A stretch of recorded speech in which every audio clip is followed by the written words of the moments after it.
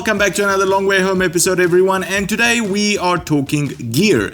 Gear that specifically helps us out with our very inexpensive hobby called motorcycling. And more specifically, a 360-degree camera, the Insta One X2, a camera that you can literally point anywhere and it will record absolutely everything around it. So that at the end of the day, you still have the subject that you want perfectly framed.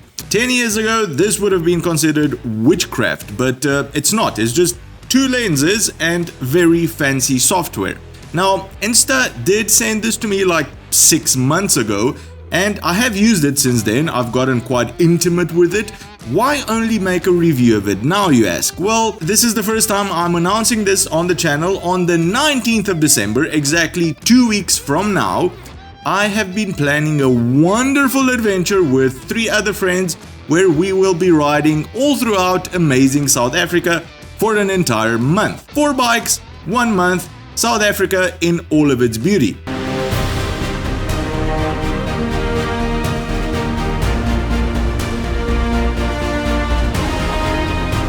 At the moment, all our flights are cancelled because the universe has a very perverse sense of humor, but if we do make it on the plane, I'm planning on shooting about 10 to 12 videos showcasing this amazing adventure here on YouTube. Make sure you subscribe to catch all of that goodness. So this brought me to my next problem. What gear do I take with? Space is obviously very valuable real estate, especially on a long trip, and since I want to film interesting episodes for everyone, the right gear is a must. What I expect from my gear is very simple but very important. Firstly, it must be reliable. No freezing, no funny behavior. Top of the range specs aren't really that important to me, but reliability is number one, because it's pointless filming something, getting excited over it, then coming back home to find out no audio was recorded, for example. Secondly, size, very important as well. If it's too big and heavy, you're not gonna want to carry it around with you. You're not gonna want to take it out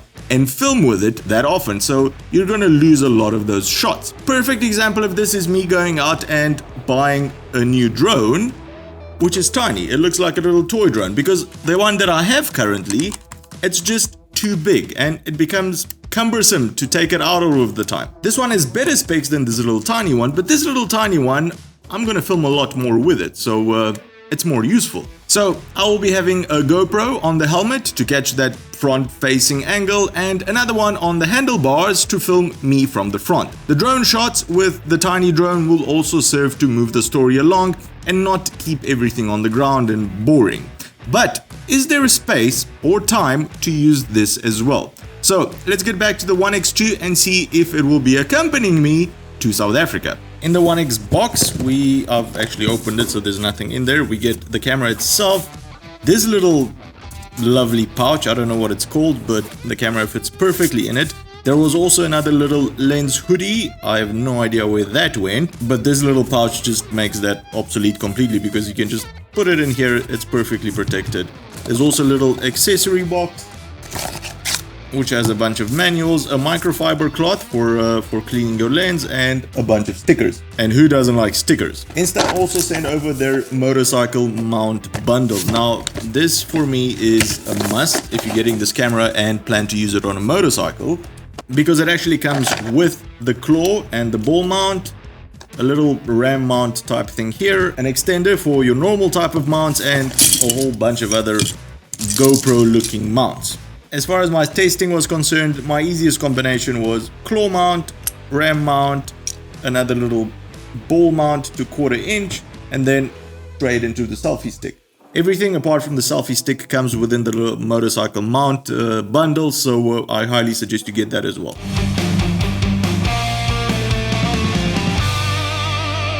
Now, I also have an Insta One R2, 2 of them actually. This is a modular type of action cam which can take a few different lenses, one of them being a 360 lens, but I would not take this one with me. The main reason being is that it uses this cage to mount to absolutely anything. This makes it heavier than the X2, which when extending the selfie stick quite a lot and mounting into a crash bar will eventually make it slowly droop down to the ground. And I'm also not a fan of this cage because I have seen it open up unexpectedly after a slight drop of the bike on some off-road portion, and then the camera just falls out and scratches the lenses. I've actually got the one with the scratched lens here. There we go. Now, I've mounted the One X2 on a lot of different places on the bike using just a selfie stick and this claw that comes with it in the motorcycling kit, keeping it simple, no need to get fancy, and the amount of different angles and shots that you can get in a very small amount of time and with ease is just astonishing to me. The only shots I wasn't particularly happy with are the ones where the camera is mounted very high up on the bike, and this just makes everything look very unnatural. But your mileage might vary on this. I'll be doing a separate video later down the line with some ideas on how you can mount the camera on your bike and get some really cool angles, including on how to use this unicorn mount, which actually turns you into a unicorn.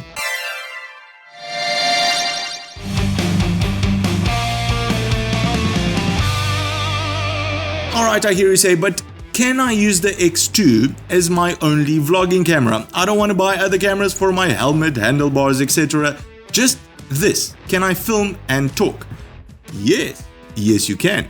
In this case, if this was your only camera, I would mount it somewhere on the handlebar so it has a shot of the road ahead and also of the rider, so you can swap between these two angles on the fly. Mounted on the selfie stick combined with just the claw is perfectly fine. This seems to be the perfect and easiest combination at the same time. What about audio, I hear you say? Well, the X2 has 4 built-in microphones which do the job just fine for an action cam. You'll obviously not be vlogging with them on a motorcycle since people need to hear your voice, so you'll need a separate mic for your helmet. Insta has also provided the microphone adapter. You open this little door here which exposes the USB-C port. You faff around with it for half an hour. Then you plug in the adapter and you get one microphone jack over here and a USB-C charging port so you can charge it on the bike while you're riding.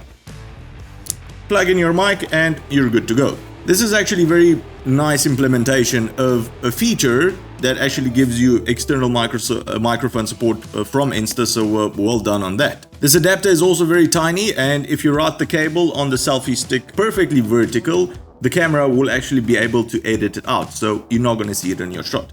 Well done. This is what the X2 sounds like with its built-in microphones.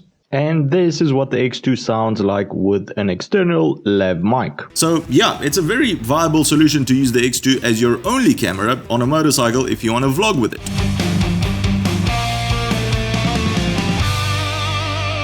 Alright, so how do you get the footage off here and actually get to use it? Is it easy? Is it difficult? Well, it used to be a bit of a pain. Well, a lot of a pain, but not anymore. There are 3 different ways to go around this. I think the most used method is editing directly off of your phone. And I know what everyone except all the millennials out there are gonna say, edit off my phone, a tiny little screen, are you mental? No, I want a big screen.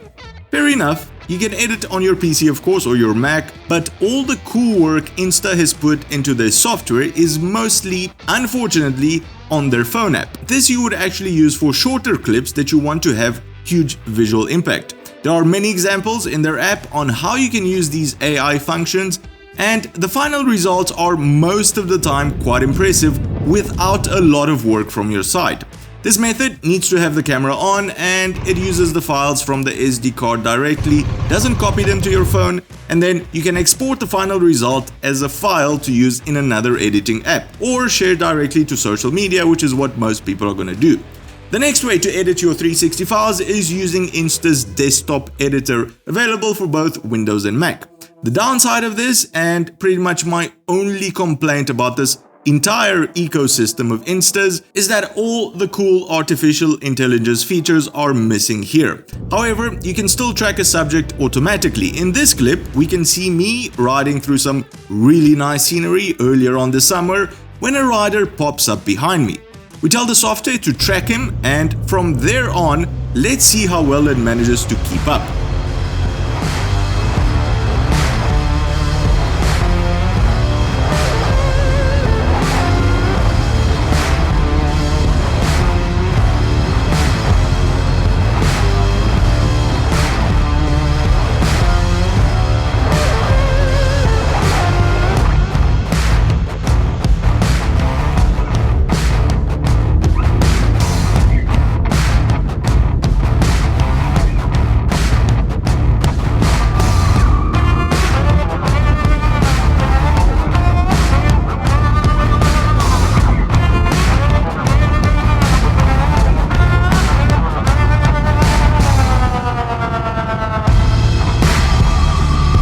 Fun fact here, this was none other than Manny Guinness, a Dakar legend which won the Malemoto class in 2020's Dakar Rally. We were at an organized week-long tour together. Still haven't posted that video up, so make sure you subscribe when I do. Getting back to the Insta, subject tracking works extremely well. And at the end, you can just export this little clip, upload it directly, or insert it into a larger project. The final way to edit your 360 footage is directly in Adobe Premiere using a GoPro plugin. This will allow you to import your 360 files from your camera, will give you complete control over whatever angle, field of view, speed, keyframing you want. It really is tailored for more professional users, has absolutely no tracking or AI functionality, and should only be used by people that are sad and hate themselves. Alright, so conclusion time. Will I be taking this with me to Africa?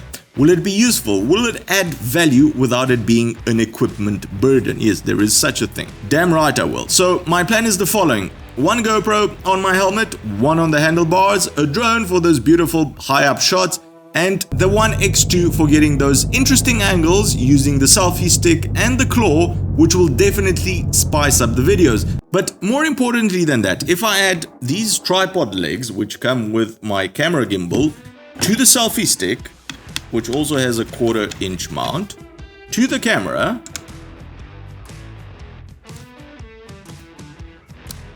I can keep this in my top case, or I can keep it in my tank bag, and whenever anything interesting happens, I just have to press a button.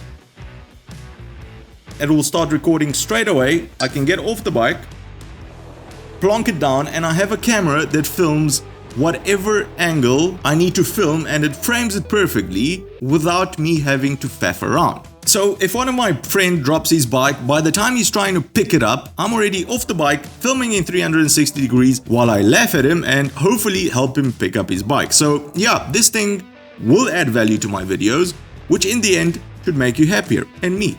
Insta is currently running a special where you get a selfie bullet time stick for free. They seem to run specials quite a lot. Affiliate link to those in the description below. Hopefully I've explained all of this properly, so drop a line in the comment section below if there are any other details about the One X2 that I haven't covered, and I'll answer you there. The more motorcycle related, the better. If you've enjoyed this video, give it a big thumbs up, that always helps. If you think you've learned something new, consider subscribing or becoming one of our patrons to help us make more of these shows. Cheers, and I'll see you on the next one.